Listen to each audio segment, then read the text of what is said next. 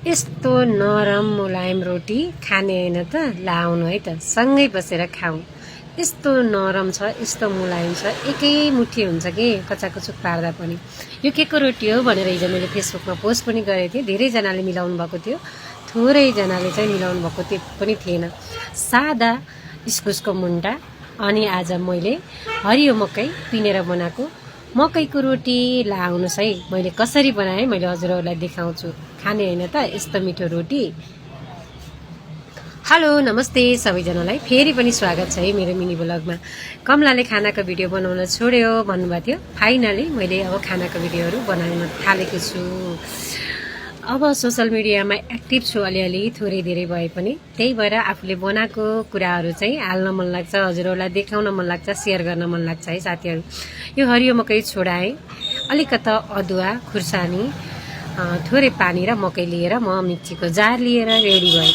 मैले चाहिँ मकैलाई हरियो मकै छोडाएर मिक्सरमा पिनेर बनाएको रोटी एकदमै हेल्दी पनि हुन्छ, एकदमै टेस्टी पनि हुन्छ साथीहरू। आउनु है त मैले कसरी बनाएँ हजुरहरूलाई देखाउँछु। हजुरहरूले कसरी बनाउनुहुन्छ कमेन्टमा गर्नु होला।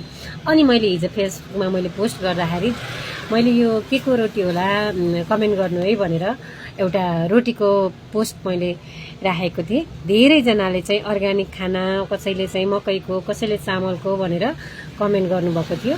धेरैजनाले चाहिँ मिलाउनु पनि भएको थियो। हजुरहरू सबैजनालाई धेरै धेरै धन्यवाद। मैले चाहिँ साँच्चीकै मकैको रोटी बनाएको, त्यो पनि हरियो मकै, दुधे मकै हुन्छ त्यसलाई चाहिँ छोडाउन चाहिँ एकदमै दुःख हुन्छ।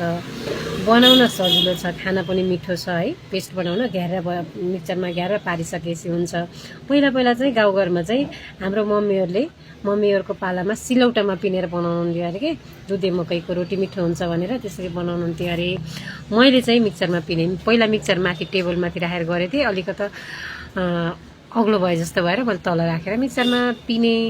यसरी पिनेर बनाएको रोटी एकदमै मिठो हुन्छ। हजुरहरूले पनि बनाएर खानु होला भन्न चाहन्छु। मैले चाहिँ रोटी बनाएँ, यस्तो मिठो पनि भएको थियो है। मेरो हस्बेन्डले पनि मिठो भयो भन्नुभएको थियो। तातै खाना आउनु, अफिस नजिकै छ, दिउँसोको खाजा खाना आउनु भनेको मान्नु भएन, बेलुका खानुभएको थियो। मिठो भयो भन्नुभएको थियो, मलाई पनि मिठो लाग्यो।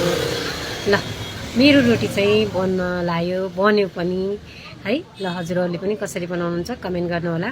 अनि साथीहरू साउन महिनामा कि अहिले चाहिँ अब को व्रत बस्नुभयो होला, को व्रत बस्नुभएको छैन होला है।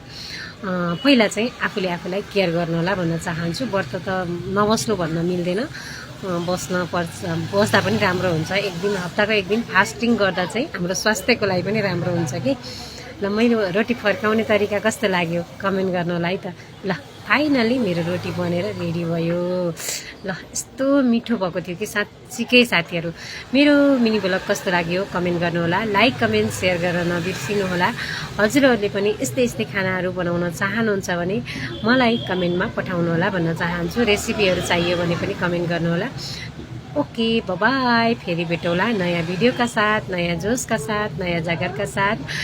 मेरो भिडियोलाई सेयर गर्न नबिर्सिनु होला है त।